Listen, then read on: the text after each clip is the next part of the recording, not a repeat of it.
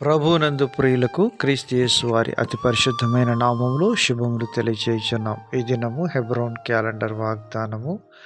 నాకు మొరపెట్టుము, నేను నీకు ఉత్తరం ఇచ్చేదను. ఇర్మియా గ్రంథము 33వ అధ్యాయము 3వ వచనంలో దేవుడు ఈ మాటలు తెలియజేస్తున్నాడు. ప్రియమైనటువంటి దేవుని ప్రజలారా, దేవుని సన్నిధిలో మనము మొరపెట్టే విషయంలో దేవుడు మనకు ఇచ్చిన వాగ్దానం, మరి నాకు మొరపెట్టినప్పుడు నేను నీకు ఉత్తరం ఇస్తాను అని దేవుడు సెలవిచ్చినాడు.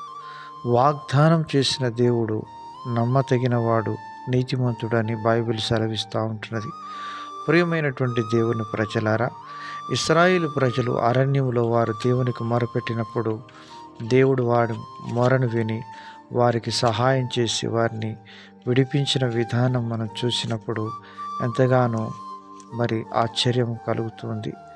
దేవుని వాక్యములు మనం గమనించినప్పుడు కీర్తనల గ్రంథము 107వ కీర్తనలో మరి అక్కడ రాయబడుతూ వచ్చినటువంటి మాట మనం జ్ఞాపకం చేసుకున్నట్లయితే 6వ వచనంలో అంటున్నాడు, వారు కష్టకాలమందు యెహోవాకు మొరపెట్టిరి, ఆయన వారి ఆపదలలో నుండి వారిని విడిపించెను. కష్టకాలం అనేటువంటిది క్రైస్తవుని జీవితంలో ప్రతి క్షణం ఎదురయ్యేటువంటిది.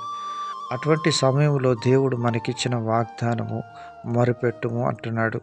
ఎప్పుడైతే దేవునికి మొరపెట్టే వారంగా ఉంటామో దేవుడు మనల్ని విడిపించేవాడుగా ఉంటాడు. హాగరు అరణ్యములో మొరపెడతా వచ్చింది తన కుమారుని కొరకు. దేవుడు హాగరు మనవిని ఆకాశం నుండి దేవదూతను పంపించి దేవుడు తనకు సహాయం చేస్తూ వచ్చినట్లుగా మనం చూడగలం.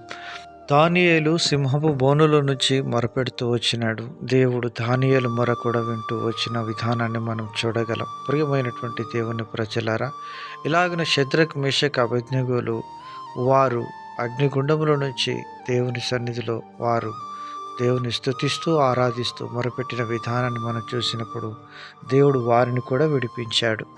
పౌలు, శీలలు చెరసాలలో బంధించబడి బొండలు వేసి బిగించబడి రక్తాలు కారుతూ ఉన్నప్పుడు మధ్యరాత్రి వేళ వారు దేవుని స్తుతించుచు పాటలు పాడుచు దేవునికి కృతజ్ఞతాస్తుతులు చెల్లించుచున్న విధానాన్ని చూసినప్పుడు దేవుడు వారిని కూడా విడిపించినాడు. ఇలాగున దేవుడు తన ప్రజలు కష్ట సమయాల్లో, ఇరుకుల్లో, ఇబ్బందుల్లో ఉన్నప్పుడు వారిని విడిపించడానికి ఆయన దిగి వచ్చిన దేవుడుగా ఉంటున్నాడు. ఈరోజు ప్రియమైనటువంటి విశ్వాసి దేవుని ప్రజలుగా మనం పిలువబడుతున్నటువంటి నీవు నేను ఎటువంటి పరిస్థితుల గుండా వెళ్తున్నప్పటికీ ఆయన చూస్తున్నాడు. ఆయనకు నీవు మొరపెట్టినప్పుడు తప్పకుండా నీ పరిస్థితి నుంచి ఆయన నిన్ను విడిపించి మహిమ పొందుకునేవాడుగా ఉంటాడు.